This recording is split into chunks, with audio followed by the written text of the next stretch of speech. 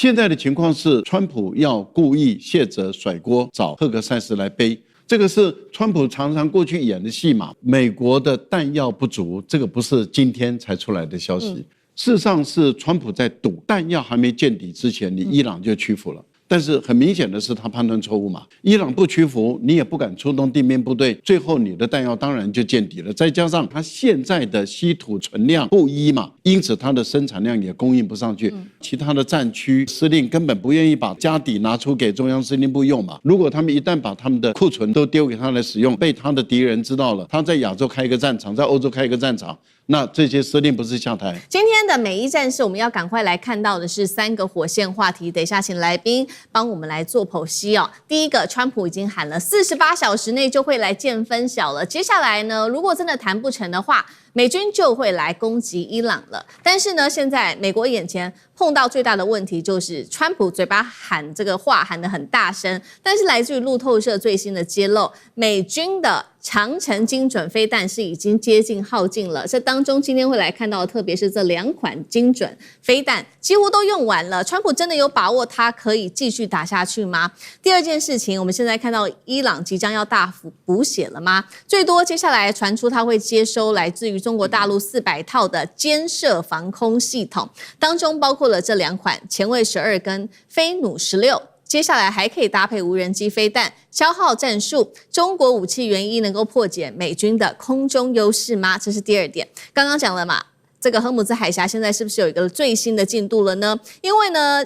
传出伊朗呢这边提出了一个建议，就是说接下来船舶可能只能通过伊朗的水域，甚至会收取最高来到了7%左右的一个服务费。美国在这边施压了数个月的时间，反而让伊朗现在取得了荷姆兹的主导权吗？我们会来一一做解答。好，现在来看到是川普又准备对伊朗重拳了，他甚至预告说，接下来48小时准备好了会见分晓。谈得成荷姆兹，我们会把它重新开放起来；谈不成，美军就会再次的对伊朗开轰。那德黑兰方面呢，我们来看到他怎么回应。他说，只要美军再次的攻击伊朗，不只是美军基地而已，会遭到报复。接下来包括了，他也点名了几个地方，像是沙烏地阿拉伯、阿联跟卡达跟波湾国家，特别他着重在这些很重要的油田跟基础设施等等的部分哦，还有海水淡化厂都会成为下一个攻击的目标。现在看起来，这个剧本好像再次的重写了，是不是？大家还记得吗？当时在几个月前，川普也曾经放狠话说要攻击伊朗的能源设施。然后呢，波湾国家立刻跟美国说冷静。那川普就是以这个盟友请求的原因停止了攻势。这一次会不会又上演一模一样的剧本呢？尤其呢，川普表面上当然要装一个强人形象啊，但是私底下我们来看到美军现在面临最大的问题就是这一些长程的精准飞弹是已经接近耗竭了，包括战术型的这一种系统武器跟新一代的精准飞弹，我们刚刚特别提到的这2款都已经不够了。那么如果当远程的这些药库的库存出现了枯竭的话，接下来面临的问题就是说，美军就要使用他们的战机或者是轰炸机来开进伊朗比较靠近伊朗的这些防空的范围之内，对于美军来说就会变得特别的危险了。而有关于这些飞弹耗尽的问题，有一件事情很尴尬，就是来自于华盛顿邮报在5号当天做了一个报道，他说美国总统对于伊朗战争的不满上周在大卫营是爆发了，他怒批战争部长赫格塞斯，让他以为美军的弹药这个荒已经解决了，影响了他对于伊朗的作战。这是来自于这个外媒做的最新报道。所以今天节目一开始先请教赖老师怎么看了？川普一边喊重拳，但另一方面他要面对的就是国内现在呢这些弹药、拦截飞弹、防空飞弹耗竭的问题，还是说五角大厦提供给他的情资过于乐观了呢？赖老师怎么看？我觉得五角大厦不会提供过于乐观的情报资料给总统看啊，因为一般来讲啊，这个美国的情报系统，尤其是军方的五角大厦，他们是比较严肃的啊，所以我觉得川普的情报一直都非常清楚，而且不要忘了，这个美国的弹药不足，这个不是今天才出来的消息，是上个月早就出来了，而且更早以前就已经都一直在强调啊，说美国的弹药很有可能会不足。他们当时你还记不记得美国驻联合国的大使还在骂这个《华盛顿邮报》说你这个应该要进监牢里面去啊！你怎么可以讲我们的弹药不足，长他人的志气等等？这代表什么？这些讯息早就一直往上传了。我不相信赫格塞斯会拦截这些资料，因为川普的情报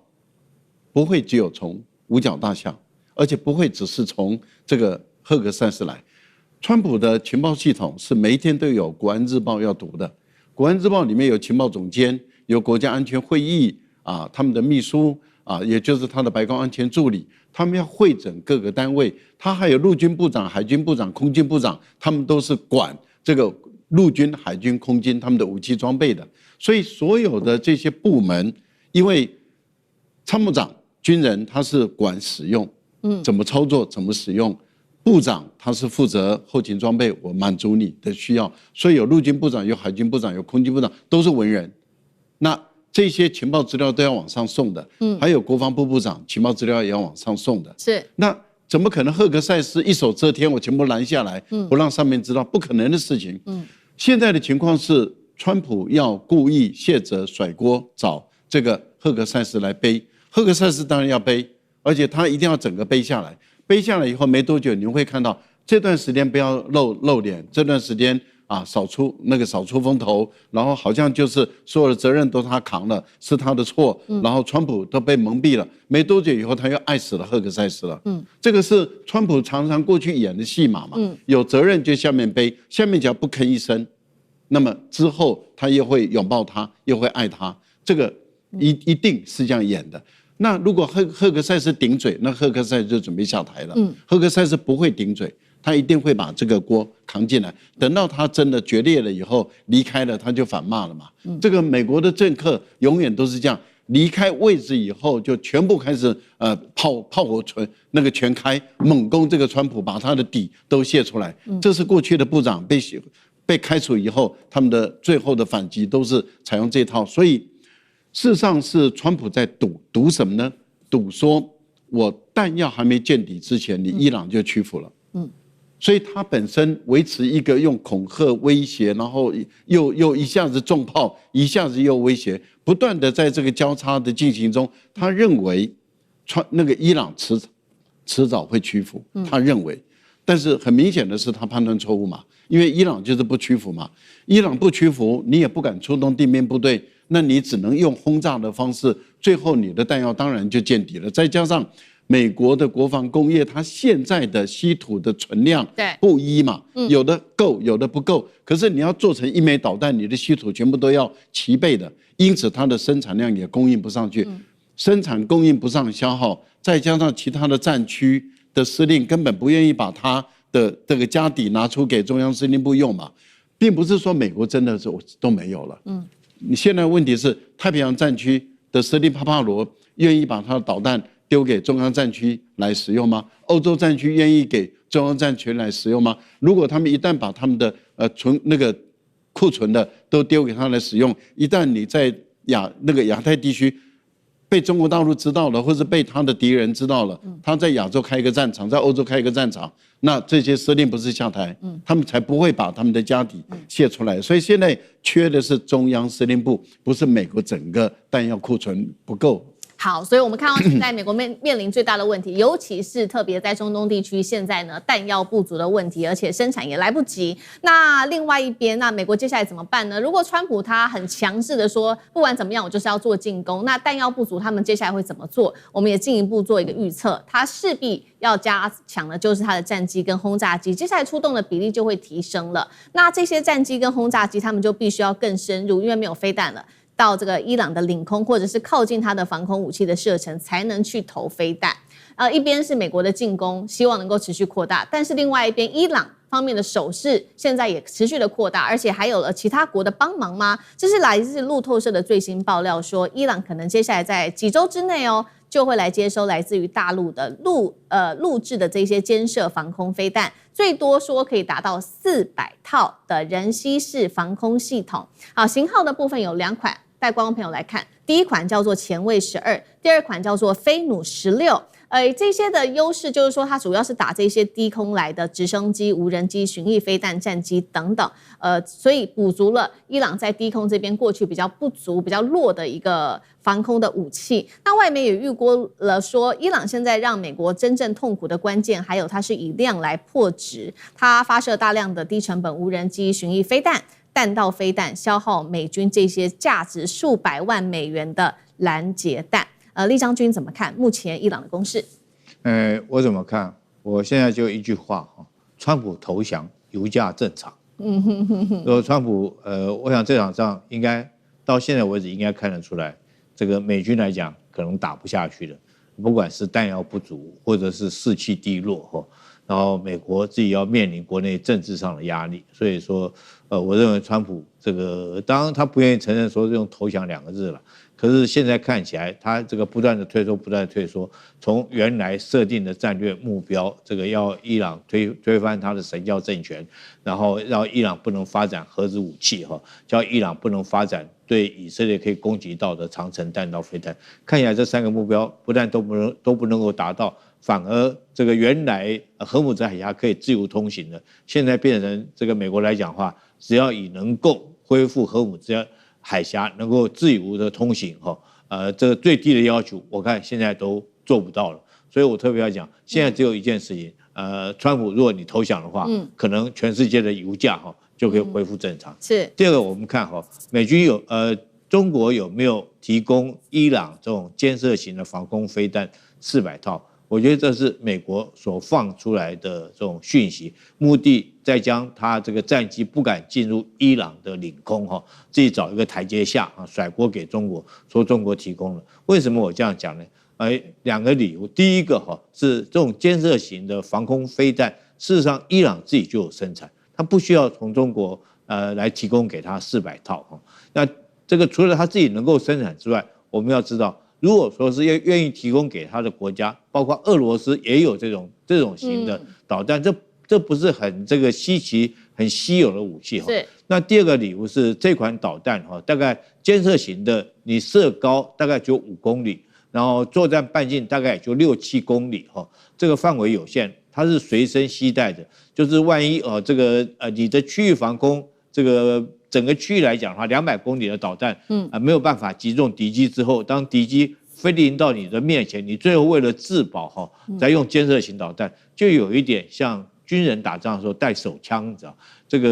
个你真的是跟敌人拼命的时候用的是步枪、机枪、长射程的武器，那个手枪是最后万不得已，这个为了自卫型的武器对，所以监射型类似这种性质，对防空类似这种性质的武器，那你想想看，它对美国的战机会构成威胁吗？但是美军的飞机现在很明显的不敢进入伊朗上空来攻击。你知道美军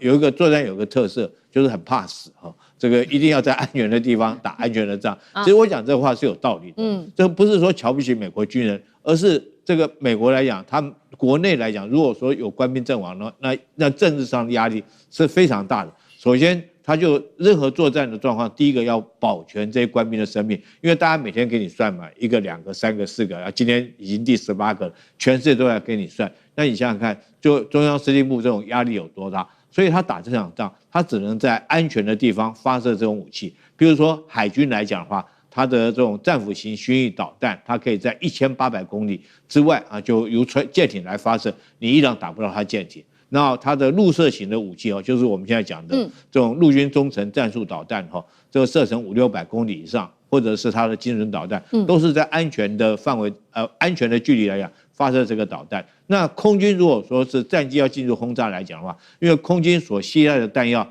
战机所携带它的射程就相对会比较短，那你势必要进入伊朗的领空，那你进入伊朗领空，当然就会有被伊朗击落的可能性这个是因为之前这不是没有，虽然说我们认为伊朗它没有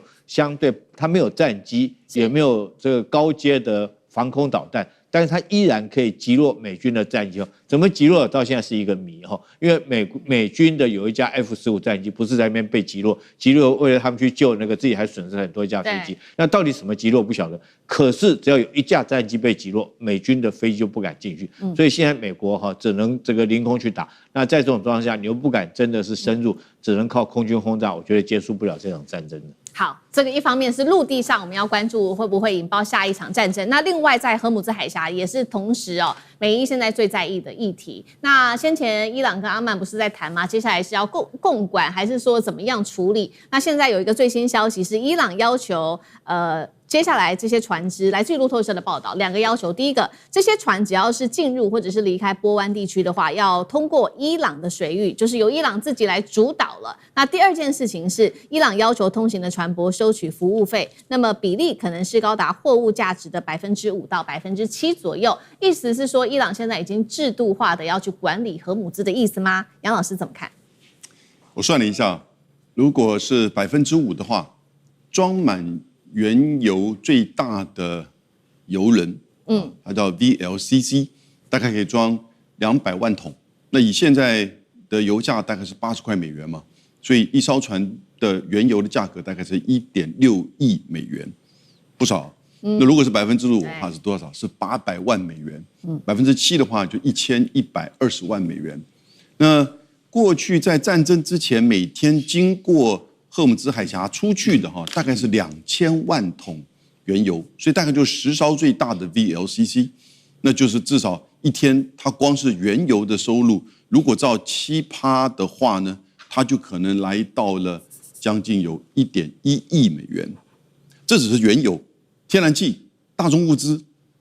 这些都是一样，要算钱的话，这是个不得了的生意。阿曼怎么可能拒绝？伊朗怎么可能抗拒？你就算打个对折也不得了。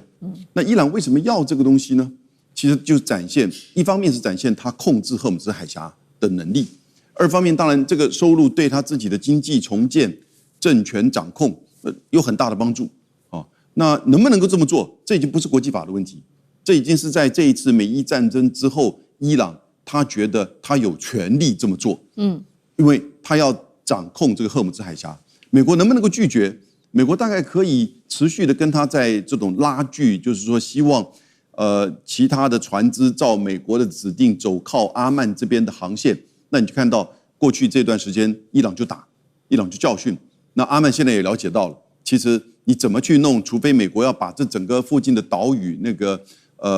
格尔姆兹岛屿，像比如说比这个我们台北市还大的那个岛屿，还有就是相关的附近的通通占领，美国也做不到全面掌控荷姆兹海峡。所以呢，这样子的情况，阿曼现在大概也看清楚，与其抗拒的，不如跟他合作，自己也赚一笔。那因此，我觉得，这个就是现在美国能不能够接受，我们也许不到48个小时就会知道哈。但我觉得伊朗会不会这个因为美国而再次伟大？其实他已经就是伟大，但是呢，美国不希望他伟大，美国不允许他伟大。所以我个人觉得哈，美国就是为什么再打这一波，他就是不愿意让伊朗那么简单的就重新回到一个正常国家，发展经济，得到援助，掌控荷姆兹海峡，然后呢成为中东的强权。他不希望如此，他希望至少维持在战争之前，美国持续对伊朗的制裁，使得别的国家，举例而言，俄罗斯、中国不敢明目张胆去援助他，而使得伊朗长期的还是停留在困境、经济的困境、军事的困境当中。那但是如果这样子的话，你荷姆兹海峡就被伊朗给卡死，所以就变成一个就是两难的这个处境。我们看这个川普接下来是不是这个再一次的 taco？ 不过我们已经吃了太多的 Taco Bell 了哈，那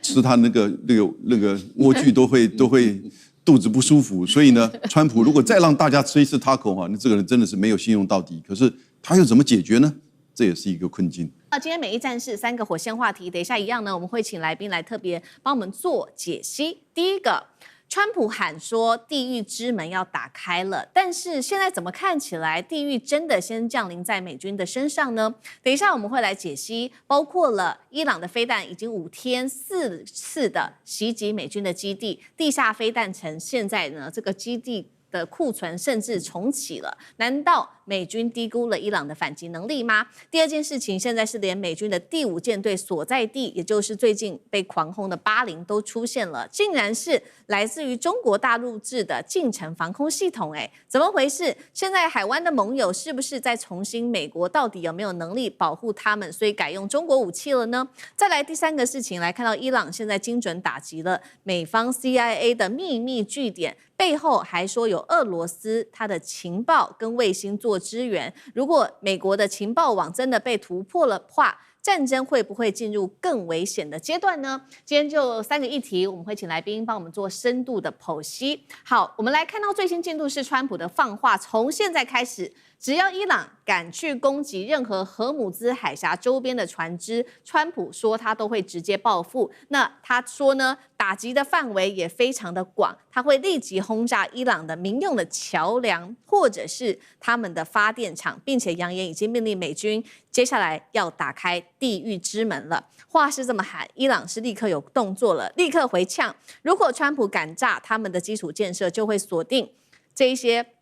美军在中东的石油、天然气，甚至是电力的设施，这些盟友们的设施，阻止任何一滴石油可以出口。伊朗的外长也怒呛，会以眼还眼，任何侵略都会迎来最大、强烈、决定性的一个报复行动。立刻来看到的是伊斯兰革命卫队针对于美伊战事做的这个直接的攻势，伊朗已经5天4度的攻击约旦基地了，一共是造成3名美军阵亡，数十人受伤，多架直升机也都被摧毁。而且传出呢，伊朗一共是发射了3枚的飞弹，分别命中了当地的机库、营房、体育馆。重点来了，伊朗说他们现在呢，飞弹的命中率甚至可以高达100%。而今天呢，我们就军武面来看到一些具体的军事武器，也就是德黑兰最新寄出的这一款中程飞弹，它叫做城堡破坏者。好，它具有什么样的一个小档案？我们来看哦，它采用的是固体的燃料，透过卫星可以做导航，甚至射程达到900公里以上。意思就是说，它其实可以覆盖波湾的整个美军基地的，配备机动重返大气层的弹头，所以可以闪避美军的防空系统。那么伊斯兰革命卫队还说呢，除了使用这种中程飞弹之外，我们还搭配了各种的攻势，也就是飞弹加上无人机。那么飞弹的部分，他们也特别提到了，除了法塔之外，还有各式的飞弹。那么见证者无人机，甚至是其他的巡弋飞弹也用上了。英国的军官特别指，这一次伊朗的攻势就叫做混合打法，混合了飞弹加上无人机来协同，做上一个史上最高的一个境界的打法。也就是先用低空的无人机来干扰他们的防空系统，最后再用高速飞弹进行精准的打击。现在呢，美国要担心的事情还有来自于《华尔街日报》的最新报道，伊朗的地下基地已经恢复运作了。原本呢，赫格塞斯跟川普是说呢，这个地方的这个飞弹库存只剩2成而已，现在看起来完全不是这么回事的。所以今天节目一开始，先请教厉将军怎么看了伊朗的地下飞弹基地全面复活，等于说我们刚刚看到的一系列新型的导弹也全部出笼了，而且这个伊朗他自己说的命中率100%高的惊人，到底用了哪一些新的战术？而川普口中说他要开启的地狱之门，会不会自己先走入地狱呢？厉将军怎么看？这个美伊双方在今年6月中旬的时候，双方签了所谓的停战的协议之后，那到现在为止差不多1个月的时间。这1个多月，美国跟伊朗这2个国家军方分别在干些什么事情？我觉得美国是在准备这个回家休假了哈。你看到包括林肯号啊航空母舰，我们都讲过很多次了吧？它上面的官兵已经200多天没有休假，所以美国官兵心里头想的是不是这场战争告一段落以后，他们就可以回家了哈。那包括我们看到福特号也已经回去了，然后现在在美国波安美军在波安的一些这个空军原来的预警机、加油机也都撤回美国本土哈。所以美军很明显的是在准备休假。但是这段时间，伊朗在干什么？伊朗在挖它的导弹，从已经被这个轰它的这种地下的飞弹层里面，再重新把它挖出来，包括无人机。那时候，这个美军虽然说号称对伊朗的这种无人机或者导弹的这种地下攻势实施了大举的轰炸，可是我们都研判你那个轰炸可能只能将洞口炸瘫而已，那里面来讲很难损失到里面。因为去年来讲，我们看到美军用了 GBU-57那种午夜重锤的行动，这个要攻击这个伊朗的核设施了。但是那次动员了7架的这种B2 U-04轰炸机，但是投了10几枚的 GBU-57，可是并没有真的破坏掉这个伊朗的核设施，证明说是伊朗很多的它的武力它的战力来讲是保存在地下的工事里面。所以美国如果你只打洞口来讲的话，很难将它彻底的将它消灭掉。这个，所以我认为这1个月的时间，伊朗在做的工作是在恢复它的战力那美国在这个准备要休假，所以两者之间我们就会很明显看出来战力的对比。那这一次这个伊朗美军为什么可以100%的命中这个伊朗命中这个美军的这些营房设施呢？而且命中率分别达到100%它发射了3枚的导弹，同时命中在伊朗的在约旦的弹药库、机房还有体育馆，那造成这个3员美军官兵的阵亡。我觉得第一个原因当然伊朗的导弹它有可能有某些国家给它一些新的技术，让它能够精进，譬如说是它可以避免更多的干扰电子干扰对它来讲没办法干扰。第二个，它的导航设施来讲会更精准所以它可以命中的很精准。所以它这段时间我们看到伊朗在这导弹技术已经这个不是说是去年这个跟以色列互打的时候那种导弹的技术，它可以打得非常的精准。第二个，当然我认为说是美军来讲的话，它的拦截的技能已经这个很明显的衰退了。我们之前美军用的都是所谓的爱国者或者是近程来讲的话，它可能用霍克型的导弹来对这些导弹来实施拦截，或无人机来实施拦截。但是很明显的看出来是不是美军来讲爱国者导弹已经很明显的不足，因为我们看到美国现在在波斯湾地区可以说是遍地烽火，除了波斯湾周边的国家科威特、这个沙特、巴林、这个阿曼这个阿联酋等等这些国家之外，现在战火已经分别又烧到了约旦那北边来讲烧到了伊拉克、叙利亚都被烧到，所以它在这么多的基地都可能遭受到攻击贝多利分，你每个地方都要防备，那很难的说你每个地方都准备充裕的爱国者这个导弹来实施防御，所以难免就会有空隙那再加上你的导弹成本又这么贵，所以我觉得美军的这一波这个被伊朗打击，确实损失是非常严重。那后续会怎么样呢？我认为川普来讲的话，现在战也不是，退也不是，退的话他可能会这个伊朗一定会乘胜来跟他在乘胜追击在谈判桌上面会要的更多包括到荷姆兹海峡的掌控权。这我想这是伊朗所他要达到的一个最大一个目的，就是以后荷姆兹海峡掌控权在他。好，那所以我们就看到说，伊朗它现在呢，在它的这个飞弹城在复活之际，各式的飞弹，我们刚刚也讲纷纷的出笼之外呢，它的刚刚将军帮我们讲到了嘛，技术也变得更成熟，甚至精准度，伊朗号称已经可以达到100%。那接下来这个海湾国家他们要怎么办呢？于是呢，是不是就使用了中国制的近程防空系统？等一下，请赖老师来带我们看。不过我们先来关心到这个，现在在一个美军的另外一个这个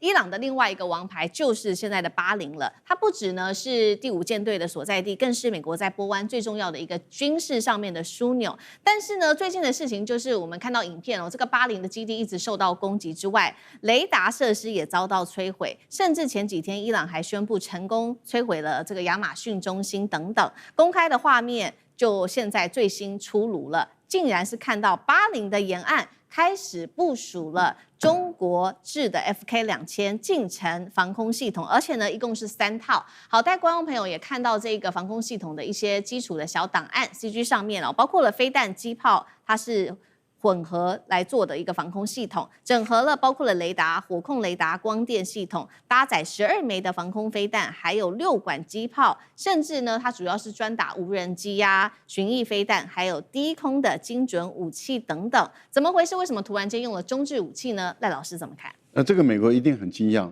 因为美国到底事先知情还是不知情我想，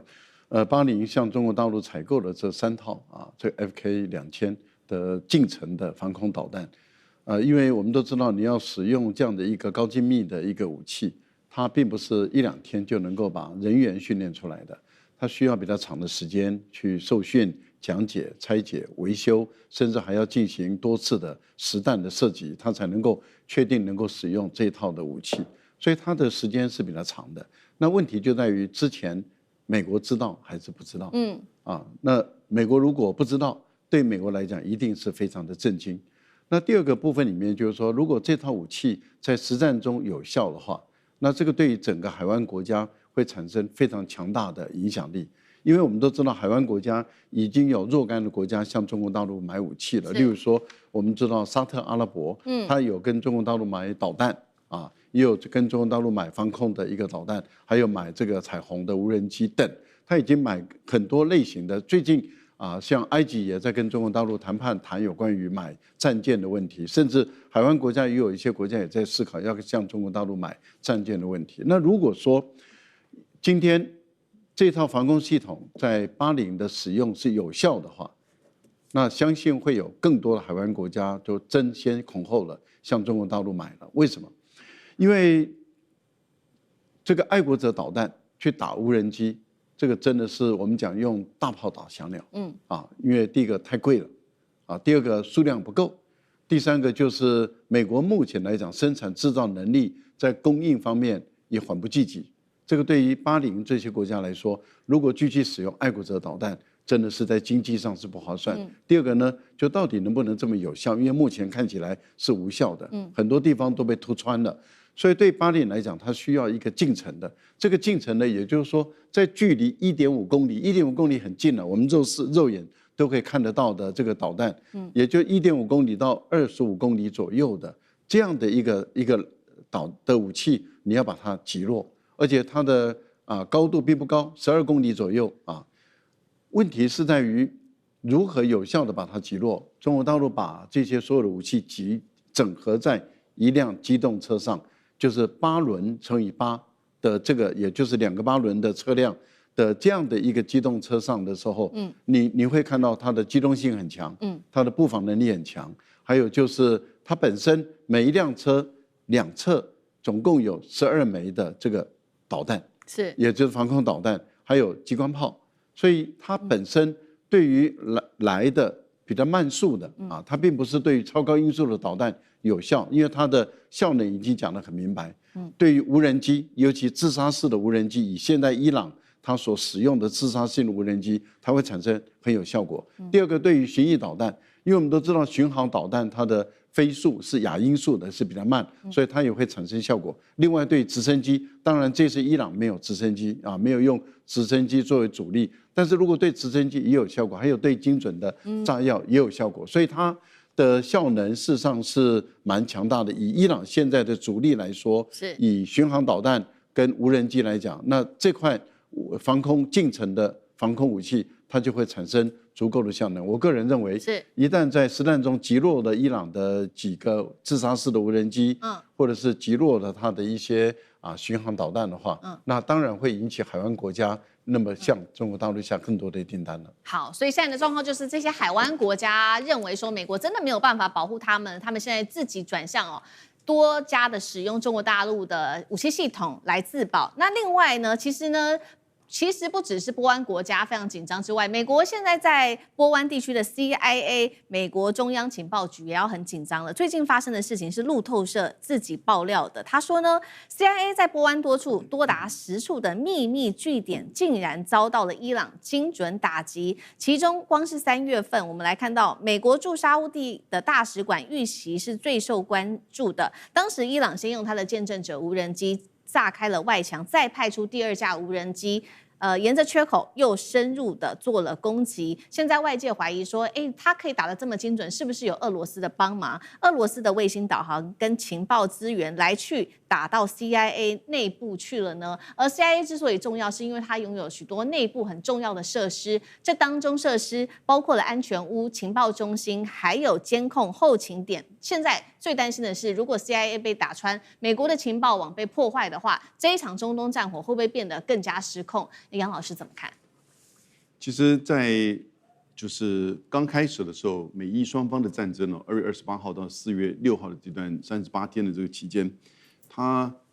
陆续到了后期，针对就是在伊拉克巴格达首都的美国大使馆的这个轰炸，那的确重创了美国在这个边的整个指挥中心，还有就是 CIA 的总部。那因为那个美国大使馆非常庞大，它里面都还有这个停机坪，众所皆知。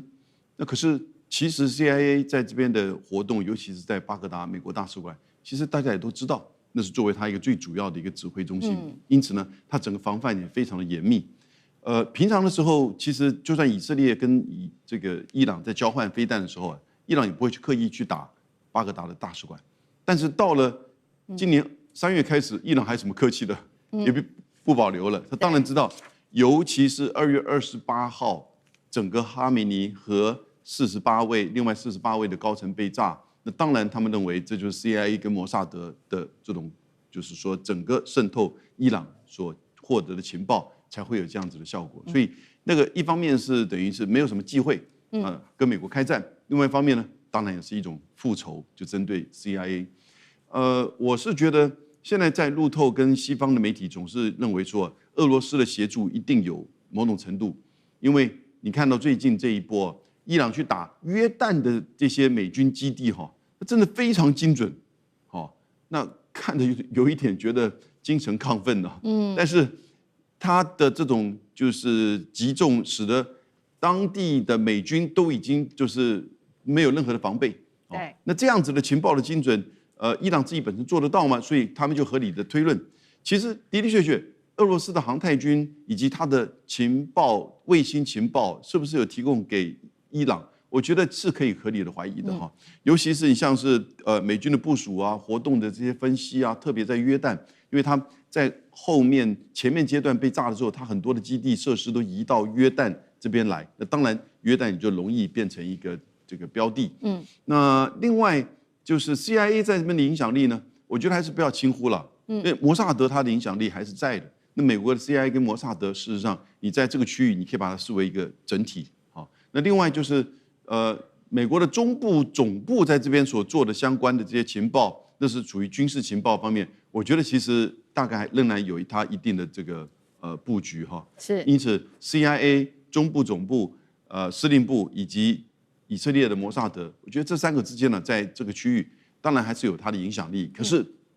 都被打成这个样子了，当然跟以前完全不能比。他现在要到伊朗再去做大规模的这个暗杀行动我觉得大概已经很困难。好，今天的美伊主题，我们先看到3个火线话题，等一下一样我们会请来宾来帮我们做解答。首先我们看到第一点，美伊战火现在是全面的升级了，川普狂轰伊朗，这个叫做永不沉没的航母大通布岛，现在是它的最新布局，真的能够撕裂伊朗的核武资防线吗？那么这个岛它的重要性是伊朗的7岛防御网，会不会引爆下一个中东的战火呢？另外一场新的引爆点呢？再来我们看到第2点，美军连续炸伊朗，狂轰狂炸已经达到5天了。当然了，伊朗的报复的力道也是非常强烈的，发动了闪电行动跟这一场叫做纳斯尔2号的飞弹无人机攻势。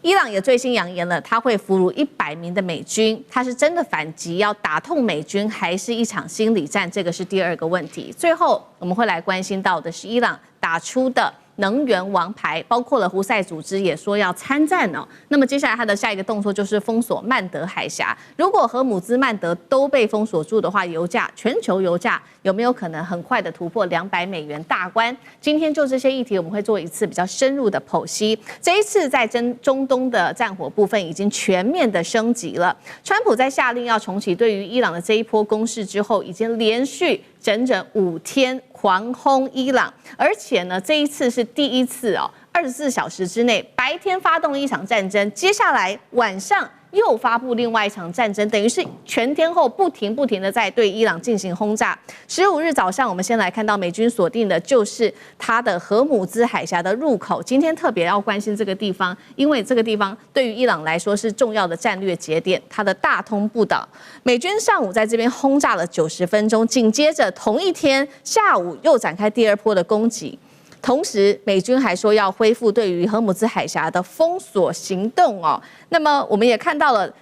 美军的部分还对无视警告的油轮发动了地狱火的飞弹攻击，要切断所有伊朗最重要的石油生命线。今天我们要来探讨的主题就是美军真的只是炸一座岛吗？因为大通不岛到底有多重要？帮观众朋友稍微科普一下，它是伊朗7岛防线的核心，所以顾名思义，其实就是由7岛所组成的。这当中包括了大通部、小通部，还有其他的岛，那么形成在伊朗的一个拱形的防线哦。这一波攻势造成了我们看到伊朗的7名军人丧生，还有13枚飞弹直接射向了伊朗的东南部，在这边的军事基地。伊朗形容这个大通不岛的7岛就像是永不沉没的航母。现在美军直接锁定这个地方，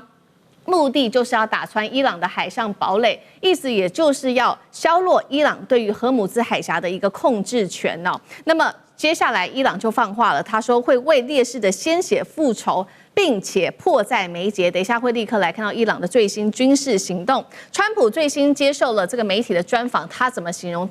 伊朗？他说：“伊朗像伟大的拳击手，你以为你已经把他打败了，结果他立刻反手给你一记重拳。”我们要赶快来看到伊朗的重拳有哪几招。第一拳跟第二拳包括了第一个闪电行动，伊朗透过自杀无人机发射来猛烈的攻击当地的这个约旦这边的基地。第二拳就是它的第8波攻势，飞弹加无人机攻击多地的美军基地。那第一拳当中还包括攻击的美军在当地的 F-15、F-16、F-35机库跟它的 MQ-9死神无人机的这个机库哦，同时瞄准了当地多个通讯系统、燃料库跟雷达站。第二拳我们刚刚提到的嘛，纳斯尔2号第8波攻势，则是瞄准当地的后勤，包括在科威特的后勤中心，还有阿里萨勒姆基地的防御雷达系统等等。最受关注的是，我们看到伊朗特别公布了一个卫星图像，说它炸毁了哪些地区呢？包括了在巴林的美军基地、第5舰队基地的无人机指挥中心，还有呢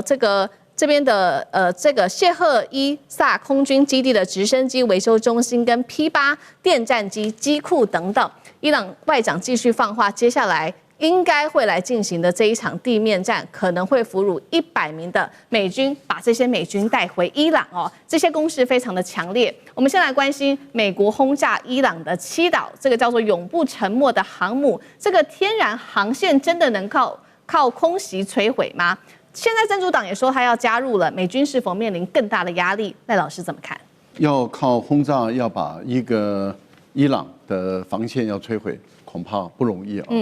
因为我们先看一下过去的战争历史啊，在过去的战争历史，日本怎么炸重庆，并没有让中国大陆屈服。纳粹啊一直炸伦敦，也没有让伦敦啊英国屈服。同样的，美国的盟军一直炸柏林，也没有办法让柏林屈服。2次大战之后啊，就有一个案例啊，有一个国家，它因为被轰炸，没有出动地面部队，而最后屈服的。那个案例就是塞尔维亚。塞尔维亚就是过去的南斯拉夫，但是美国炸它炸了78天，投下2.2万吨的炸药，也就是23000多枚的炸弹，不断的投下去，然后炸了78天以后，它才屈服。如果我们要讲说2次大战期间里面有没有哪一个炸弹让日本马上屈服的，那就是2枚的核弹啊。过去炸了东京或者日本的一些地方也没有让日本屈服，但是2枚核弹让日本人吓破胆了，屈服了。2战以后我们强调的就是南斯拉夫也是炸了78天，2万多吨的炸弹才让它屈服。那你想，川普炸了5天啊，这个岛屿就要让伊朗屈服，恐怕也不容易。在2月28号开始，美国就已经一直在炸伊朗的所有的军事要塞、所有的军事设施，炸了1个多月，啊，也用掉了上千枚啊的一个高精度的导弹，也没有让伊朗屈服。所以这样的一波的炸弹啊，就是说啊，伊朗的这个永不沉没的航空母舰的岛屿就要屈服了。我想这不容易。为什么？因为你最终还是要出动你的地面部队，也就是说，如果你不出动你的地面部队，你只专门靠这样的一个轰炸，那你不去占领它，你不把它当成你的要塞，当成你的一个前沿基地的话，那伊朗为什么会屈服？你炸了以后，我继续炸你，你炸我就炸你，你炸我就炸你，你只要没有控制这个地方，这个地方就还在我手中。所以我个人认为，美国没有办法靠不断的轰炸中就屈服伊朗的抵抗意志。可是问题就在于美国敢不敢出动地面部队？我觉得这个是考验的川普的一个决心。川普讲说要出动地面部队已经讲了很久了，从把机枪部队派过去，把这个特种伞兵部队派过去，再把这个远征军都派过去，就海军陆战队，也就是不管是从空中投下去的，从海上登陆的等等各种例行的这种2栖的部队作战都已经部署到这个地方来了，部署了多久了？快半年了，也没有办法投下去，就是因为风险太高，不可靠的因素太多。川普他自己也没有把握，说他的地面部队投下去以后没有伤亡，或是极低的伤亡，很少。连他去挽救他所谓的人质，后来认为说他可能是要去摧毁这个伊朗的这个被轰炸的核设施，然后要去确认以后把他的核原料拿走的那样的一个特种部队的，尤其是绿扁帽部队跟三角洲部队组合的这种特种部队投下去，最后的结果怎么样？最后的结果还是落荒而逃嘛。所以我们可以从这个角度来看的话，美国要出动地面部队要占领这个地区，我想这个风险太高了。我个人认为，川普到目前为止还没有真正敢下决心说我就做了。所以也不会因为这样子，伊朗就说那我屈服，我投降，那我们来好好谈判。可是川普已经露馅了，他炸了半天的目的还是为了要谈判嘛。说我们来谈嘛，我们来谈嘛。那这个怎么可能？我觉得川普已经把他底牌泄露出来了，也就是他做的目前的动作，最终就一个目的，就是我要谈判。好，那同样一个问题也特别请教厉将军怎么看？因为川普也说了，这个伊朗是伟大的拳击手。那我们看到伊朗是立刻发动了各种的攻势，不管是他的第8波攻势，或者是他的闪电行动，真的打痛美军了吗？那伊朗真的如他所言，他敢绑架100名的美军吗？那厉将军又怎么看？这7个岛就是在荷姆斯海峡北边最大一个岛哥斯姆岛，那旁边还有7个小岛，包括到我们知道拉拉克岛、大不通、小不通这些岛。这几个岛原来在这个3月份美伊战争的时候，美国地面作战就扬言要夺下这几个岛。那从美国当初地面作战要夺取这几个岛，你就知道这几个岛对控制荷姆斯海峡有多重要。但是为什么当时以美军强大的战力那他都没有办法夺取，也最后连动手都不敢动手。我跟你讲，这几个岛在军事上它的意义是非常重要的。第一个它这几个岛等于是伊朗南边这个大陆的一个前沿阵地。你要对伊朗的本土发动攻击的话，首先你要打这几个岛。如果说你没有拿下这几个岛，你贸然就进攻伊朗的本土，这几个岛就变成反射击阵地，它可以对你登陆的部队反过来打你屁股所以你就必须要先拿下这几个岛。可是你要先拿下这几个岛，你又会遭受到伊朗本土部队的这种掩护攻击所以你要拿这几个岛是非常难的。这种道理就像是我们台湾现在来讲的话，有一些这个外离岛，它的跟本土之间作战的地位是类似是像这个样子。但是关键是这7个岛又连在一起，你不能只拿一个岛，你必须要同时拿下7个岛。你光打一个岛没有用，你打一个岛，其他6个岛会同时对你发动反击，互相掩护。所以美军当时我觉得他就在军事上面、战术上面，他没有那能力同时对对7个岛发动攻击。但是现在这7个岛又刚好是在荷姆斯海峡的北边所以伊朗现在规定，所有要通过荷姆斯海峡船，必须要从北边这个拉拉克岛从这边经过，要进入荷姆斯海峡，要从拉拉克岛的北边，要出荷姆斯海峡，要从拉拉克岛的南边，这几个岛刚好就是控制的荷姆斯海峡。但是美军光靠轰炸是解决不了问题的，因为我们都知道，到最后你还是要靠地面战来处理来解决。但是看得出来，美军现在对于这个发动地面战夺取这7个岛，目前看起来没有这个决心也没有这个能力。因为我们看到他现在打到现在这个时候，他已经很多兵疲力尽了哈，这个已经没有太大，我认为他没有太多余力可以去攻占这7个岛。之所以伊朗会不会去俘虏100名美军，我觉得这可能性极高的。因为我们不要讲别的，地面作战的话，一定会有俘虏。这个包括到我们现在俄乌战争，你看到双方动不动隔一段时间就互相谈交换俘虏，所以地面战争一定会有被俘虏的这个可能性是非常高的。那如果说伊朗这个对美军主动发动地面的突袭来讲的话，它可以利用伊拉克的民兵组织这个利用或者是说美军敢这个贸然的发动地面作战来讲的话，我觉得美军被俘虏机会是很大，因为历来所有地面战争来讲的话，几乎是俘虏是被敌我双方互相俘虏，几乎是避免不了。但是问题是，美国以这个国家来讲的话，它是绝对经不起这个有美军被俘虏。如果有美军被俘虏，大概国内反战的声浪就会一波就非常的汹涌。对川普来讲的话，他应该是招架不住的。好，那我们看到，眼看这一场战事逐渐的扩大，甚至已经要到失控了。现在另外一个组织说要加入参战了，它就是也门的胡塞组织。我们要看到他最新放话，他说，如果呢接下来局势如现在所发展的继续再往上升高的话呢，他不排除接下来会来封锁的是曼德海峡了。那现在就会看到说，不只是荷姆兹海峡被封。曼德海峡未来也可能陷入危机，那大家怎么看？说这件事情有没有可能发生呢？这位是伦敦国王学院的专家，他叫做克里格，他特别警告说，这件事情会是伊朗最后的手段，也就是说，只有在革命卫队认为说全面战争已经不可避免的时候，他才会做出这样子的事情。如果2个能源命脉都被掐住，那全球油价恐怕升高到1桶$200大关，有没有这可能？这个经济核弹，杨老师又怎么看？我觉得稍微有一点危言耸听了哈。因为历史上油价最高的时候是2008年7月，多少钱呢？布兰特原油147块，这历史上最高的。而且那个时候很大的原因，当然就是因为美国的金融危机，那再加上国际整个能源的需求，那美国的金融危机导致美元的贬值，因为美元的贬值这个货币贬值才使得这些价格攀高。所以是这个因素，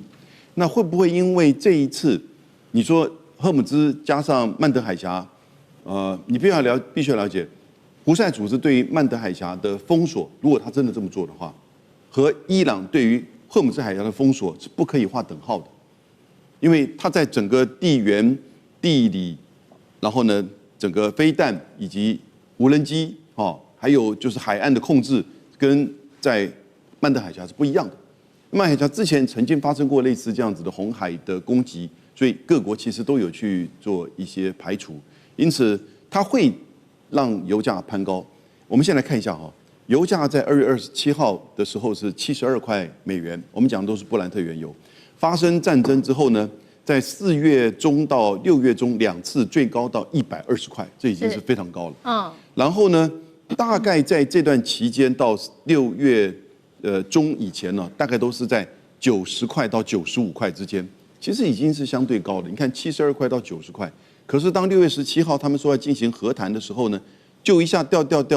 在这3个礼拜掉到了71块，那就回到了战前一样。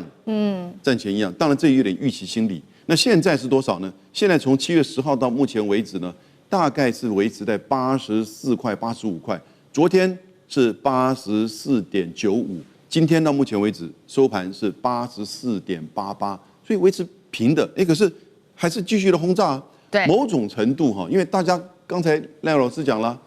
知道川普根本撑不了多久嘛。你就是说7天我要炸你桥梁，然后我就希望你回到谈判，所以战争不会扩大。然后他给国会的信函里面说我不会打地面战，我会是有限度的，我会是一个合适的、适度的攻击。所以换言之，其实这个油价跟这个股价慢慢的跟川普在那边一天到晚叫嚣真打，但是呢，已经有一点脱钩了。但当然还是这个价高了被叠高了。可是呢，并没有说往上攀。如果说2个海峡都被封锁它立即会往上走，120都有可能。那曾经来过，但是再往这个上走的时候，我觉得需求会降低，因为这会造成整个需求这个无法负担。然后呢，战备储油会出来。那最重要的是，这个时候别的国家不会在旁边袖手旁观了，欧盟、俄罗斯甚至中国都会出来说，这个事情不能再这样恶化下去。你美国要有所节制，你伊朗要有所这个就是回应。对，不能再这样下去，他们两个国家自己也受不了。所以我觉得现在不过这里最后一点就是说，打消耗战，美国以为在跟伊朗打消耗战，但这个消耗战不要认为只是打弹药库存消耗战，光是这一点，其实美国已经输了。